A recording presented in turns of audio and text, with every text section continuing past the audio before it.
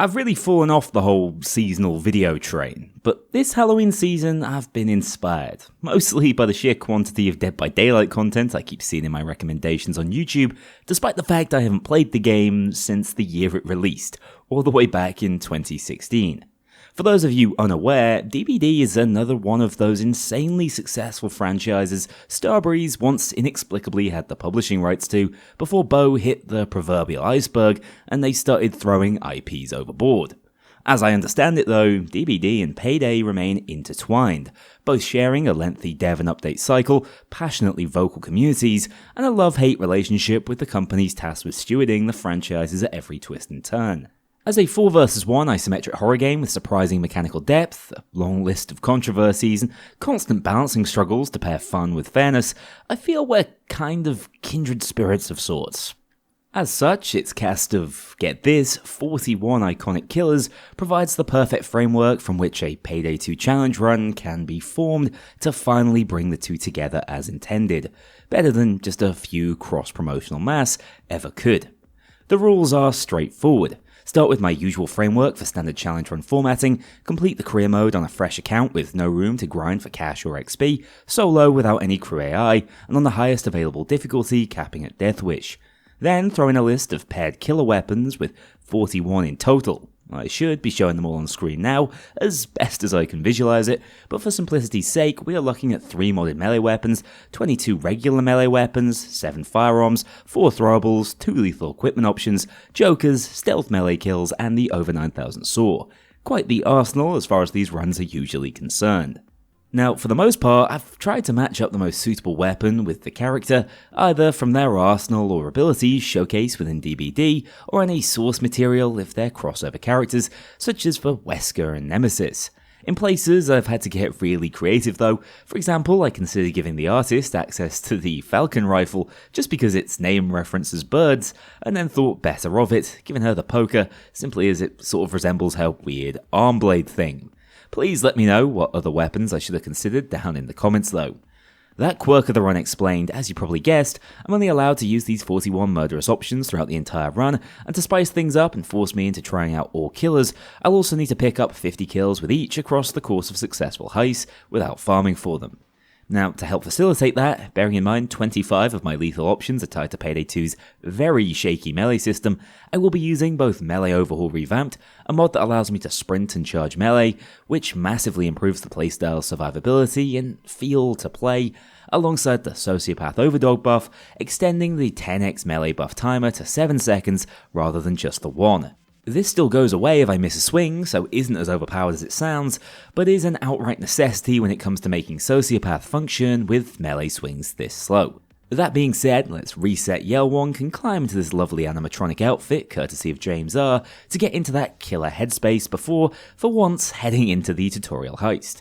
I know I often avoid this one as it forces you to bring crew AI along, but with pure difficulty not really being the core crux of this run, I see it as a decent way to get the ball rolling and start earning some kills, as whilst I can't shoot either weapon I'm handed out of the box, my fists come entirely free, giving the cops and gangsters around the Tasteful Club a jolt over the head with these metal hands, racking up my first Demogorgon kills. I also grabbed a quick stealth melee kill, my ultimate weapon in stealth, which instead counts towards the tally of 50 xenomorph kills I'll need to pick up across stealth sections.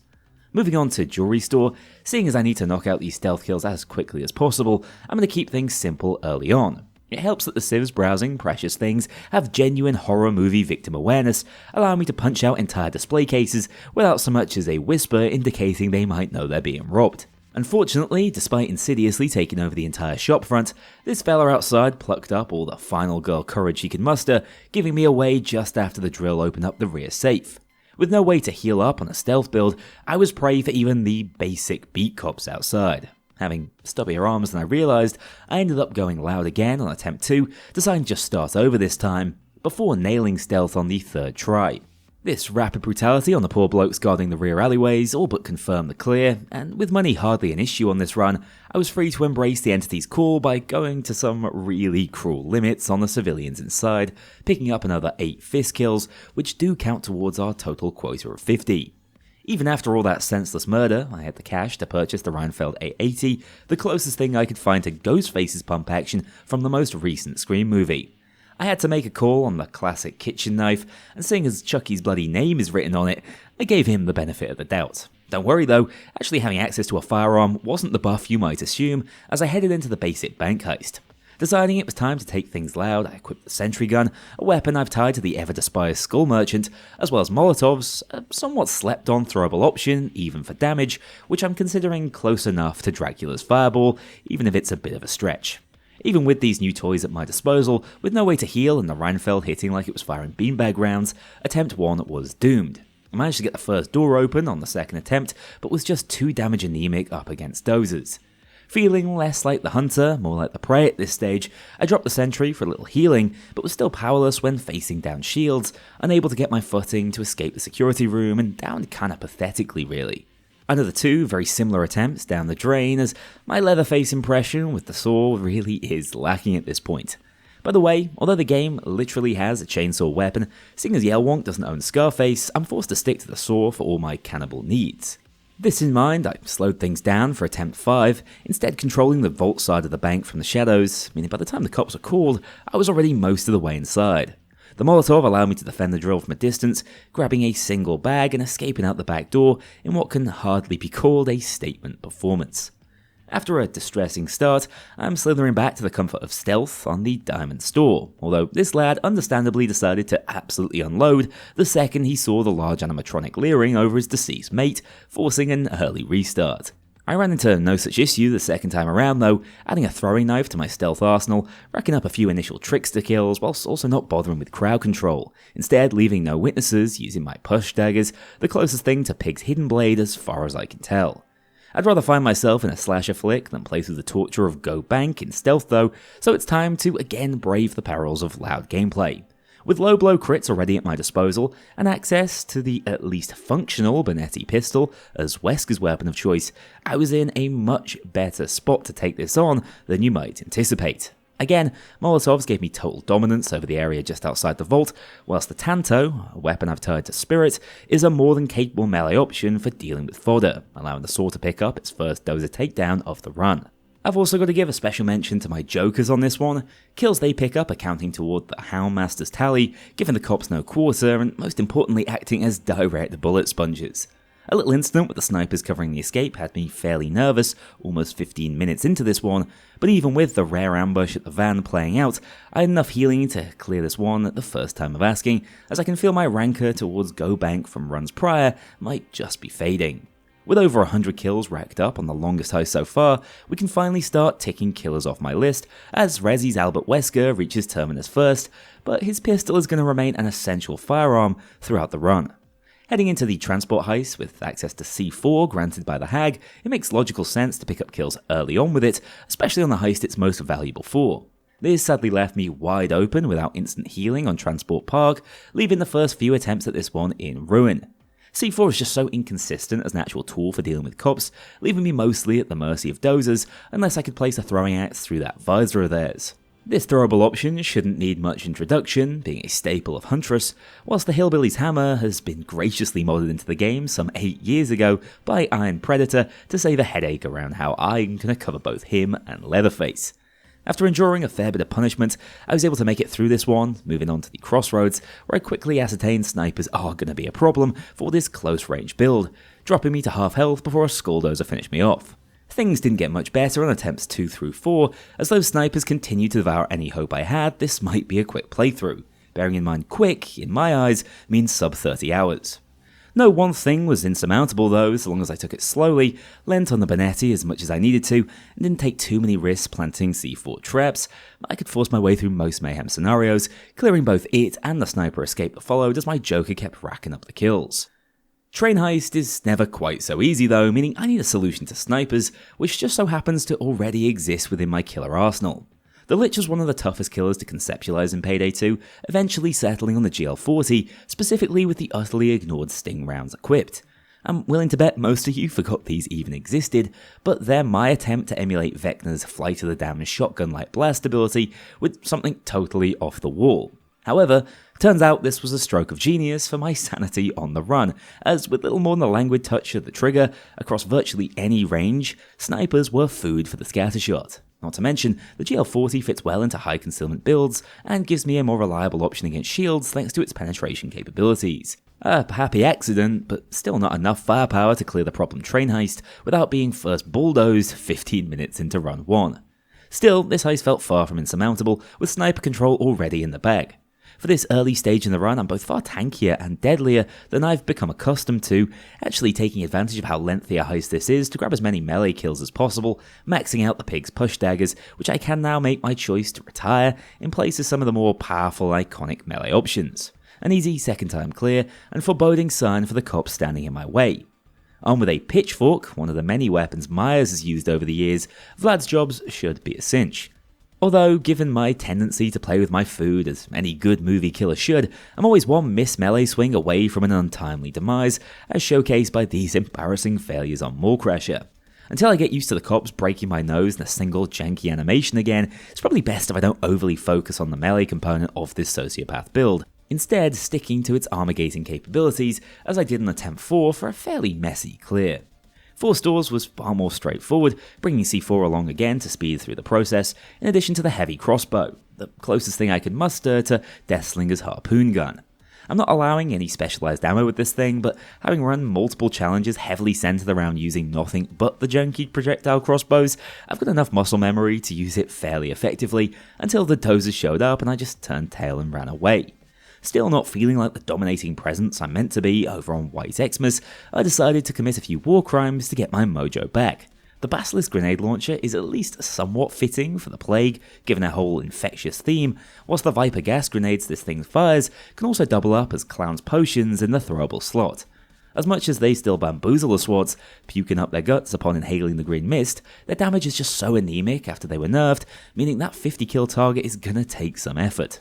Still, this was more than enough for a heist as simple as White Xmas, and the stun effect facilitated my jokers picking up the final 7 kills they needed to finish up Houndmaster early into this run.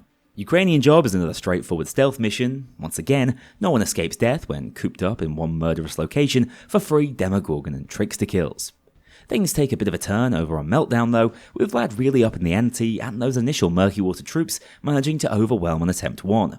Equipped with the claws to complete my Freddy Krueger cosplay, I was really suffering from their lack of range, especially against this green dozer 10 minutes into Attempt 2, who managed to dodge my 10x swing and retaliate with the highest force damage spike possible on Mayhem.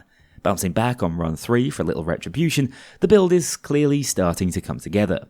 Something about breaking the killer code by using a vehicle doesn't sit right by me on this heist, but I've also never seen any of these iconic killers lug 8 nuclear warheads across a courtyard, so I suppose desperate times call for desperate measures, and this is a sufficiently evil endeavour. Speeding back for the return trip, I moved all the bags inside the train before practicing my Huntress Hatchet cross maps on the cops on the bridge.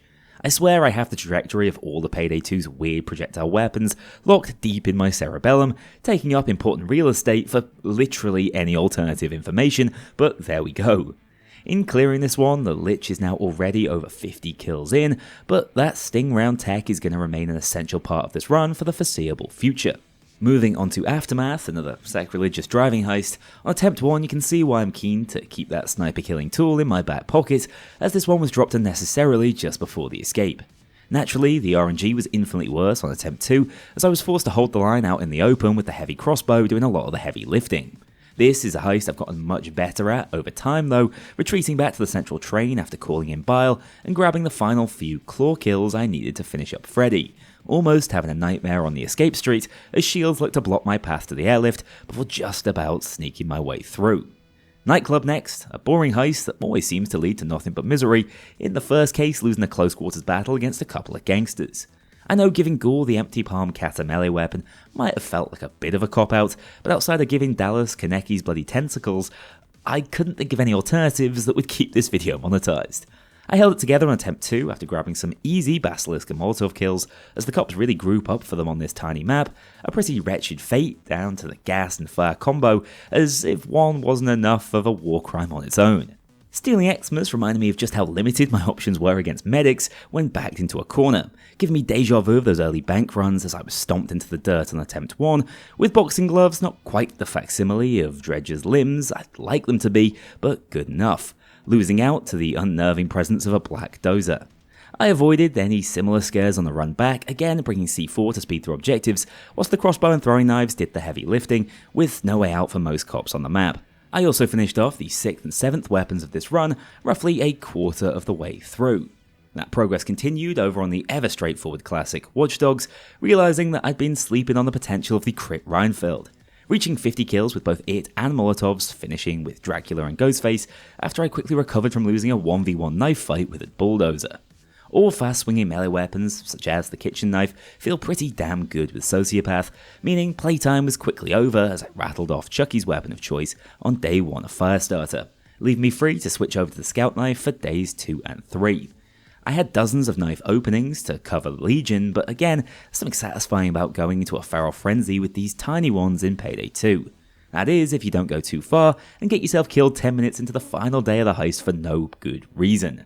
The forced restart wasn't a total waste though, as I was able to finish off Huntress and the Throwing Axe for what was a very fruitful murder heist overall.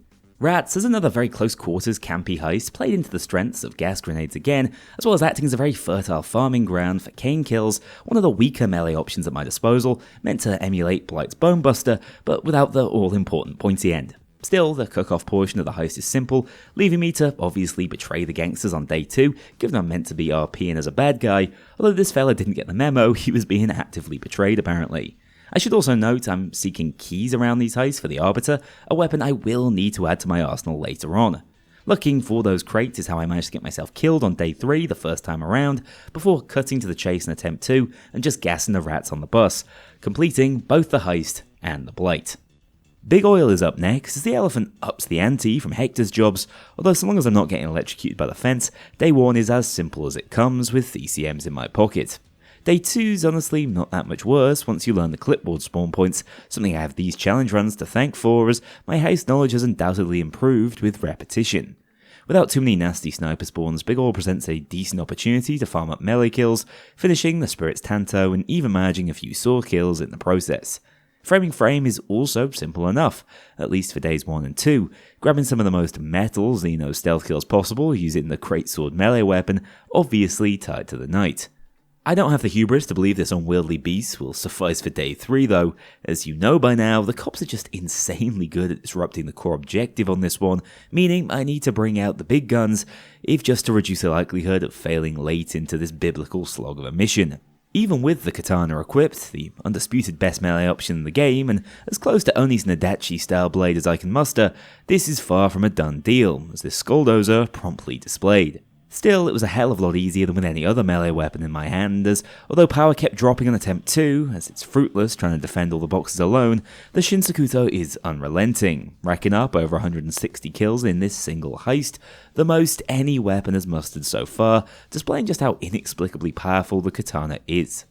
Back onto the more run-of-the-mill heists, Election Day is simple enough, with me purposefully tagging the wrong truck on day 1 for the easy, loud bank heist of Plan C, finishing up the Greatsword in the process, as well as clowns of Viper grenades, meaning all throwables have now had their bloodthirst sated. Coming to the end of the Mayhem portion of the run as I near level 80, I probably should be prioritising the weaker killer weapons in my arsenal, hence why I took the Unknown's Fire Axe onto the ever straightforward Big Bank to rack up a quick 71 kills in a single heist, without any unforeseen complications on this one, as I held the upper corridors of the Inner Sanctum whilst the Thermite burned away, showcasing just how much more potent these off-meta melee weapons could be with just a tiny tweak in the Overdog code. The same is true of the Spear of Freedom I took into day 1 of Hotline Miami. This is a really decent weapon that always seems to hit with the range it visually displays, which is not something you can always take for granted in Payday 2. Now, its inclusion, on the other hand, might torment some of you with its roundabout logic. You see, there's nothing in the game that really reflects the bloody massive cleaver wielded by Silent Hill's very own Pyramid Head. Rather than use a dinky one, or try to weave some bullshit around how using the Amcar is akin to experiencing the repressive guilt felt by James Sunderland after murdering his wife or whatever, I thought it might just make a bit more sense to give Pyramid Head a spear, a weapon he does actually wield during his final encounter in Silent Hill 2. Apologies to the purists, but your forced penance doesn't need to last for long, as this is the only heist I need to run it on, as I've already earned more than enough kills to retire the weapon in the rule set. That means I'm free to move over to El Verdugo on day 2, one of the best melee weapons at my disposal, given the leap in difficulty at the Rotten Apartment block. This machete is as close to the lob knife, wielded by DBD's most recently added killer, the Karasu, as we have at our disposal, meaning Sangler's ravenous blade gets a proper run out here as I narrowly avoid getting sniped and cooked in the furnace that is the penthouse suite for long enough to chop up the commissar and wait out Bile's arrival in my non-damaging burning sanctuary, making a break for it and leveling up to Deathwish for the rest of the run. Instantly, I can feel the difference in cop damage, sticking with my lightweight ballistic vest crit setup for the time being on Holston Breakout, but not for the first time, finding out the hard way no armor can stand up to the Skulldozer's LMG. Using the Wraith's strange skull mace for this one was probably a mistake, a modded weapon that didn't have the smoothest animation flow, meaning I was struggling to chain together hits and leaning on the Bonetti now more than ever. It's probably a good job the Skulldozer in the control room took the time to do his whole dramatic chair swivel in hindsight, as that gave me the time to dome him with a literal dome and move on to the even harder difficulty spike of day 2. Admittedly, once you pass the dreaded FBI officers, that's a good portion of the cops' firepower out the way, especially when you have these lads on your side as jokers doing more than their fair share of DPS. The Hawks Out objectives were kind to me, and keycard spawns kept things moving smoothly. I do feel at this point I've sort of solved most of this build's weaknesses, with options against snipers, shields, and dozers all available when I need them. What you can't really account for is an FBI agent's hair gaining brief sentience and taking over half the map for some reason, the most haunted entity in the building right now.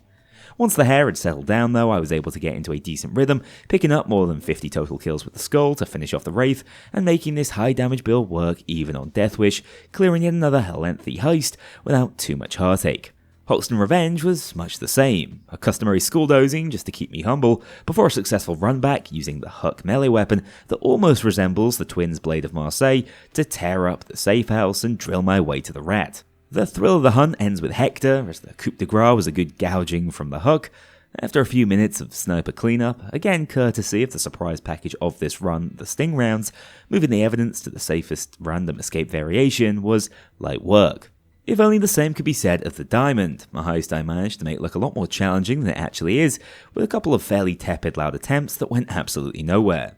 Eventually, I decided at least a bit of stealth was in order to speed up entrance to the final exhibit, just about riding the wave of spawns at the time lock, which I swear have gotten more intense over the years, and surviving a dozer ambush, although I did need to give up on the 20-second lockpick after being physically chased off it.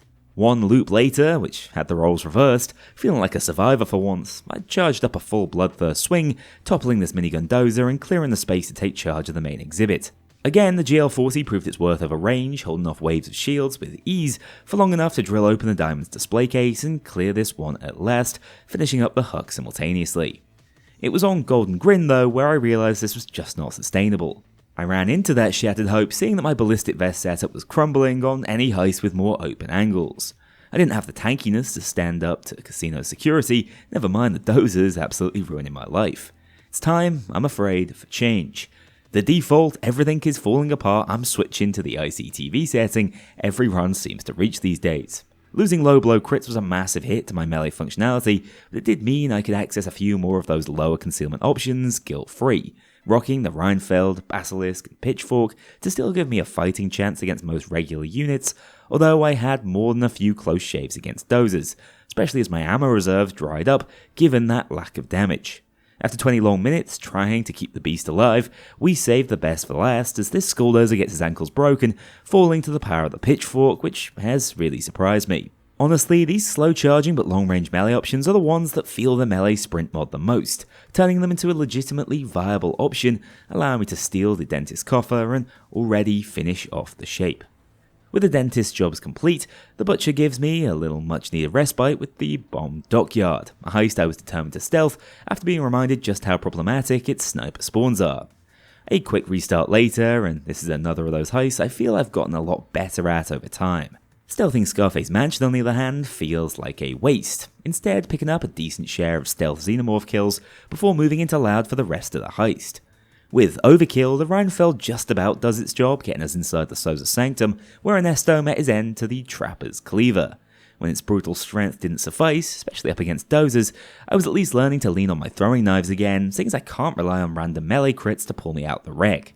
A few close calls as I crossed over to the side road escape had me clenching everything in fear of wasting another 25 plus minutes, but under the cover of basilisk gas I made a swift exit, maxing out the cleaver in the process. Crime spree isn't worth writing home about, especially when I get fortunate enough to take on the FBI officers immediately, although I did use it as an initial opportunity to pick up arbiter kills, seeing as I'd claimed all the weapon parts and could equip this thing with shock rounds to complete my singularity setup. It might have bugger all to do with surveillance, but at least these high-velocity shock grenades somewhat resemble the killer AI's quantum instantiation power visually. Not to mention, they hardly deal any damage, meaning it's going to be an interesting battle securing 50 kills with this thing. Moving on to counterfeit, it's time to start ticking off the weaker melee weapons I've avoided up until now before the difficulty crescendos once again. It's not entirely on brand, but I've decided to take the spatula, a joke melee weapon from the barbecue pack, to Florida in an attempt to channel the animatronic Springtrap's pizzeria roots, seeing as his usually preferred tools, such as axes or pizza knives, are very much already taken. Unsurprisingly, this thing sucks, but Bloodthirst makes just about anything viable in that melee slot, narrowly avoiding things going haywire with a green dozer at the escape, clearing this one at the first time of asking. First World Bank is up next. A nice change of pace over in stealth also give me an opportunity to farm up a few fist kills on the innocents towards the end of this one. That's after I managed to outlast security in the vault section of the heist, making it to the final pager with just over 1 second left on the clock. A close call, but not a heist worth delving deeper into in the grand scheme of things. The same is true of Murky Station. With enough perk points to start maxing out Yakuza, this one's a breeze when moving at max speed, picking up another safe xenomorph kill and racking up yet another secure first time stealth completion. On Boiling Point, I had the opportunity to pull out yet another unique melee weapon, the Kazagurama, which feels so good with sprint charging, as you get to witness this brilliant spinning animation whilst moving with ravenous intent. What killer could this possibly represent, I hear you cry? Well, before you come at me with your floods of rage in the comments section, give me a second to explain. Sadako, the Onmyo, is from the ring. These windmill blades are sort of ring-shaped and Japanese, like Sadako? Come on guys, give me a break. It's not like we can curse the cops to death with a TV, and this underrated Shadow Warrior crossover weapon deserves its time in the sun, providing a merciless storm of spike damage, cutting a path into Akan's compound, and just about dealing with this deluge of dozers that spawn inside. Getting out is a hell of a lot harder than getting in normally once the fixed sniper spawns appear on the horizon, but not for the first time on this run that GL40 proved it's worth its weight in gold, effortlessly cross-mapping the lads who so readily act as spoiler on this one without so much as a bitter murmur. Santa's Workshop is normally a bit of respite after Boiling Point, although this time the dozer spawns decided to remind me why deviating from core pistol or shotgun focused setups feels like a massive risk to take. By the way, if you can work out what deleted me here on attempt 2, I would be very grateful. To be clear, this is only Death Wish with the ICTV equipped and health buffs from my jokers, so that's some serious spike damage I must have swallowed. On the plus side, I was starting to make the most out of my Shock Arbiter at this point, being reminded just how crazy the stun effect can be when paired with the insta-killing throwing knife or a few swift hucks from my boxing gloves. Finishing up the dredge and leaving this minigun dozer in a state of dissolution as I cleared the heist at the third time of asking. Car Shop is yet another fundamentally uninteresting stealth heist, though I did have a good giggle at the security guard inexplicably unloading into his mate's body after grabbing the keys to the supercar. In the process, I also landed my 50th fist kill for yet another finished weapon type, an easy completion which moves us on to the far more difficult biker heist. My nemesis for a multitude of reasons, not least the fixed skulldozer spawn on higher difficulties that acts as a DPS filter for certain setups. Fortunately, that initial slip-up was a one-off, as I sliced him up with the Kazagurama on attempt 2 before settling into a comfortable rhythm on this heist. With the GL40 dealing with any sniper spawns and just enough DPS from the Bonetti to stay on top of the fixed SWAT van turret spawn, this turned into a bit of an exhibition for how to dominate one of the most problematic heists on any run. Not only did I smoothly complete the mechanics section of this one, I also finished up Sadako's spinning rings in the process, only stumbling towards the end when I managed to briefly get Russ' bike stuck in the tunnel, thanks to its god-awful turning circle. A little 15-point turn later, and I was moving up in the world to the equally tricky but mercifully brief Day 2. Tanking up, as I had in the past, was met with multiple consecutive failures, not least, frustratingly, to a pair of box skulldozers clipping through the train cart. The adaptation on attempt 4 was to switch back to a faster crit build once again, burning my way through the train before showing the biker boss my ghoulish karate and sprinting back to the chopper with the BCI helmet in tow. A solid performance for this stage of the run, and those old bogey heists just keep falling beneath the wheels of this rule set. Panic room runs live or die around any build's sniper killing capabilities, which is where the GL40 takes centre stage, enabling me to effectively clear the roof without needing to cower in a corner between spawns. With them out the way, it was mostly just a case of avoiding premature death whilst placing C4, and tinkering around the lower levels with my hillbilly sledgehammer, enduring the waves which slowed down Bile's eventual liftoff, completing the heist that had once brought melee only to a grinding halt without so much as skipping a beat. The same outcome looked to be ensured on Brooklyn 1010 as I neared the escape locale on attempt 1, before I was yet again blindsided by the LMG-wielding skulldozers, whose damage I never seemed to be able to quite acclimate to. In fact, I have a sneaking suspicion they might have been behind the mysterious disappearance of my entire armor pool here on attempt 2 as well, right before heading down to Charon once again. Third time lucky, I scraped through this no-holds-barred encounter with a taser, finishing up my 50-kill bounty on the chain whip over the course of this one, naturally tied to Pinhead Cenobite, given his BDSM-adjacent fixation. There's just something about those animated charging effects that feel great to use with the melee overhaul mod, making short work of the dozers next to the escape this time around, and clearing yet another tricky heist, which has had me in its iron grasp before. The yacht heist rounds out the Continental's jobs, a mandatory stealth heist on which I successfully saved 2 pages for inside the control room, securing another couple of crucial melee takedowns, and removing any modicum of risk from the final section of another straightforward clear. Nearing the home straight now, my fear is no longer centered around heists that might be the end of the run, more so the fact I'm running out of opportunities to clear some particularly impotent killer weapons on my to-do list. Given its close quarter setting, I thought Undercover would be the ideal testing ground for a few of these, switching back over to the Arbiter and aiming to grab as many spatula kills as possible. Unfortunately, as you can see, this leaves me at the mercy of numerous potential threats, ranging from dozers to snipers, and apparently even the couple of FBI lads who rush the basement. Alas, Springtrap will have to wait, instead switching over to the Benetti again, in addition to the Buzzer, an actual meta melee weapon given its stun effect, although far from ideal for landing fatal swings. Even when overcharged, a sound which constantly makes me think I'm the one who's about to get tased, the little electroshock therapy it offers pales in comparison to the overwhelming presence of a minigun dozer. Unfortunately, I had to lean on the old faithful combo once more, barely progressing the Buzzer's kill count on a run that actually ended in success. A worrying sign if I was going to achieve the real goal of completion for this challenge. It doesn't get any easier moving on to the Slaughterhouse next, a heist I'm well aware requires me to be at full strength in all areas to be in with a shout of completing, feeling the need to equip the katana for the first time since I finished with it back on Framing Frame. And immediately, you should be able to see why, as if I don't have a way to decimate skulldozers, there's really nowhere to hide on this one. Attempt 2 avoided such fatal ambushes, instead pushing those dozers before they had the chance to spawn in. The hardest part of this heist solo is undoubtedly moving those 8 bags of gold down the conveyor belts, especially since they made the AI so dead set on moving them back the other way. However, with 4 bags in the hole before snipers even started spawning, I was in a decent position to clear the shipping yard on the return run, once again leaning on the GL40 to make life easier, securing the loot and setting up for the holdout section. Since I've learned to just retreat back inside, this has been simpler to do, effectively waiting out the worst of the spawns and turning this claustrophobic entrance into a meat grinder, even against those dreaded skulldozers who would have demolished me out in the open. Finally, making it all the way to the escape gauntlet, taking my time to clear out the set sniper spawns, and actually completing this heist on just my second attempt. That's the difference between my locked-in setup and having to swing around the bloody poker melee weapon to attempt to roleplay the artist, probably the toughest character in Dead by Daylight to embody over on Beneath the Mountain. You know it's bad when you nearly go down before even entering the compound.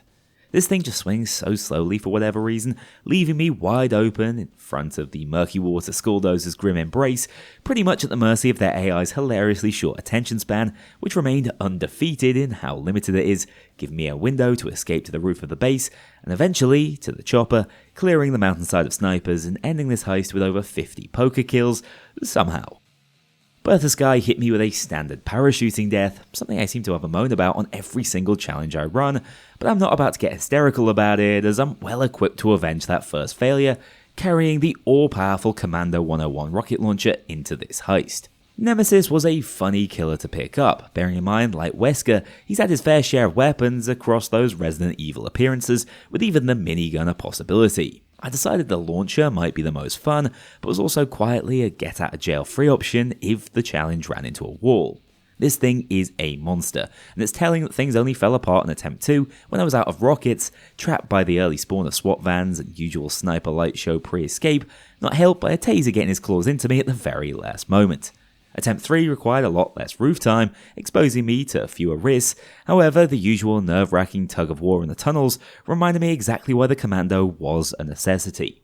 Fixed spawns require the full attention of my rockets, whilst waves of additional spawns crawling out the walls make it impossible to progress steadily down here, as these lethal pursuers demand at least some risk be taken. Also, this is being recorded after the Mug team took over Payday 2's development, giving me a perfect opportunity to highlight my least favourite interaction currently in the game. Please guys, if I blast the Shield Marshal into Kingdom Come, don't prioritise the shield taking damage, making them immortal when they should, by all rights, be splattered across the sewer walls. Far from ideal, but I still had the firepower to brute force my way through the tunnels and out onto Heat Street. And for once, I didn't get stomped by the beat cops at the first checkpoint on this one. I'm getting a little desperate to finish off these more niche melee weapons though, with the syringe, which is usually a solid melee option given its built-in dot, but feels awful with Sociopath having probably the jankiest feeling hitbox in the game. Whilst there was no chance that I was picking up 50 melee kills on this heist, I'd still quite like to make it through, surviving as I chased down Matt successfully before hitting a wall at the side roads as dozers pushed me back down the stairs, requiring a little innovation to skirt around. One hurdle after the next though, as I rounded that corner only to be greeted by 3 snipers at once, almost instantly knocking me down, but not out, as I'd finally equipped the skill that best represents these horror killers in feigned death, getting right back up the second the cops started celebrating their short-lived victory, with thanatophobia now a thing of the past. I'm amazed to have held off for this long, picking up the most clutch skill in challenge run history, sealing an easy win from the jaws of defeat. Green Bridge is a classic with much more bite to it though. It's one of the most difficulty spiking heists in the game. If you grind your way through the initial drilling section, which has its own dangers from the get-go, there's multiple pitfalls that hit painfully late into the heist in the form of chopper turrets and open ambushes on the final push. It was here that I fell on attempt 2, trying to retreat and deal with the fixed skulldozer spawns after eating gravel and requiring feigned death to save me for the second time on this heist. But there's simply nowhere to go with these guys in pursuit, snipers spawning in and that chopper still in the skies. The empty palm catter was not enough to force a way back, forever entwined with these unmovable objects and a row of debris. Back on the commando train, I was a hell of a lot more potent, but still a hell of a lot easier to run over than I'd like to be. Falling this time next to the escape, not even triggering the final ambush as random spawns were more than enough to drop me without feigned death in the build. To add insult to injury, this green dozer threaded the needle on attempt 4, catching me in a brief moment of weakness and reminding me why I shouldn't underestimate their damage potential as well. Frustrated, I reverted back to the original build in attempt 4, ironically not needing a single proc of feigned death after that, managing to simply skirt my way around the overly aggressive dozer AI at the end of the heist as they ran off to hunt down my jokers, clearing this one and finishing with the ghoul in the process. I'm really running out of simple jobs at this point, moving on to Alaskan deal for another attempt at finally getting the spatula done. Outside of a scare early on when trying to break out the captain, I felt completely in control of this one, mostly because snipers pose little to no threat, with my new favourite primary escaping without much fuss, with certainty that William Afton and his godforsaken spatula will not be back. The classic diamond heist offers up another crucial stealth opportunity, something that's few and far between across these finale heists, storming through attempt 1 before I accidentally entered no code at the vault door, forcing an instant restart. Fortunately, I made up for it the second time around with a clean completion despite accidentally falling into the vault area before I turned off the sensor alarms. In the process of moving the diamonds, I took out the security patrolling my path to escape, picking up another 4 key melee stealth kills to add to the Xeno body count. A change of pace now on Reservoir Dogs, with the first day we play offering a decent opportunity to finish up Hag and C4, given it's one of the easiest remaining heists, scattering bodies at key spawn points and even ruining a nasty Skulldozer ambush which might have been otherwise fatal for my usual FAK setup. Moving on to the chronological day 1, once again I'm highly reliant on the commando to get through the initial ambush consisting of only Skulldozers. This one seemed surprisingly chill about it all though. With so much of the difficulty being front-loaded on this heist, this flying start all but guaranteed I'd make it into the vault, at which point the snipers covering the escape spiked the challenge once more, costing most of my key resources whilst trying to fill Mr. Blonde's boot. By the skin of my teeth I made it through though, sprinting directly towards this SWAT van turret and out into the escape van. Unfortunately, this is yet another katana heist with no meta progression towards the run, but on a heist like this one, it's a price I'm more than willing to pay for a first time clear. Heading over to Brooklyn Bank now, where I can finally finish up the Arbiter, again leaning heavily into that shock throwing knife strategy, with the Arbiter saved mostly for one-shotting snipers halfway across the map, something it's surprisingly good at. Another easy clear without much to add. Breaking feds is another heist without too much jeopardy. Stealth has become my go-to approach for a first-time clear, strangely enough, and with C4 still allowed in marking mode, it's quite simple to control this heist and avoid bumping into the final girl, Garrett. I guessed the code correctly on attempt 1, although was very nearly spotted by the main man when fleeing his office, just about eking my way through yet another one-and-done clear with a couple of bonus kills from the shadows. Yet again though, Henry's Rock is another heist that requires the best of what the killers have to offer to take on with any certainty. Progressing nicely on attempt 1, I assumed I dealt with the culprit currently tasing me back at the control room, only to have apparently ran into a rare invisible taser who held me in place until the end. Attempt 2 was much more focused, although the commando was sadly devolving into a staple of my build when dealing with dozers using even the katana didn't suffice. As is virtually always the case, I was met with immense resistance once back outside the compound with the coffers secured, although this time, the cops didn't even bother interrupting the turret hacks, meaning I only had snipers to worry about overlooking the escape. With a Hansel and Gretel style set of FAK breadcrumbs leading up to where Bile would hover the chopper, I was totally safe to push onto a second attempt clear. It's crunch time now though, with only 4 heists remaining. Shacklethorne Auction brought with it a very necessary return to my Arbiter setup, mostly just to facilitate kill farming with the saw. Whilst this thing can go crazy up against dozers, regular cops with their more conservative headshot multipliers take far longer to deal a knockout blow to, often having to get them to start surrendering before chainsawing them in half. This overemphasis on picking up saw kills led to my demise on attempt 1 when a taser cottoned onto my plan and gave me a taste of my own medicine without shotproof in my back pocket. I avoided such unnecessary risks on attempt 2 however, finally finishing off Leatherface with a crucial set of 27 saw kills, most of which done through the faceplate of dozers.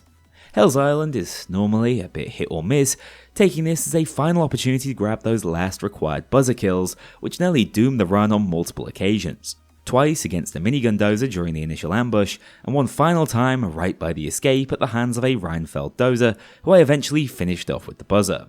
Also, not for the first time during a challenge, Locke seemed to have misplaced Bane's body, yet another inexplicable bug that I'm hoping the Mug team eventually get around to squashing. At least this didn't slow him down too much, with a close call at the escape as we beat the point of no return by just a couple of seconds, finishing up the buzzer in the process. My victory parade on No Mercy will need to be postponed though, as not only do I need to put together a sentry gun build to complete Skull Merchant, the syringe also remains incomplete with its terrible hitbox, getting me beat copped on attempt 1. The game was afoot on the following attempt, as I instead used my sentry turrets to do the heavy lifting early on, as this really was my best remaining bet to go without healing and get 50 kills in the bag before the White House. 3 of my 4 turrets ended up getting demolished by dozers, suggesting I probably wasn't doing a great job placing them correctly in the corner, leaving me juggling just a single sentry by the end of this run. At least I was having a better day than this guy, who was properly haunting my game from the great beyond. On the plus side, I found the correct patient immediately, saving minutes worth of sawing, whilst also finishing up the syringe kills I needed, which should really get a passive boost whilst inside its native environment in the Mercy Hospital. These sting rounds are also incredible for clearing entire corridors in a single shot. Yes, I'm sure the grenade variant would do this job just as well, but I'm on a proper kick for this ammo type after avoiding it for the past 3 years thinking it was useless. Whilst I wasn't able to count turret kills on the fly, my gut feeling was fortunately correct, just about racking up the 50 Skull Merchant sentry kills required, meaning no need to mess around going loud at the end of the White House.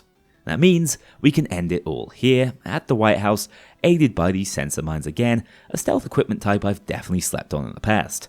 After only using a single pager to take down cams before entering the POC, I was left in a situation where I needed to take down a guard here for the final remaining xenomorph kill, which resulted in a terrible fright when I forgot they send in reinforcements almost immediately through the back door to the room.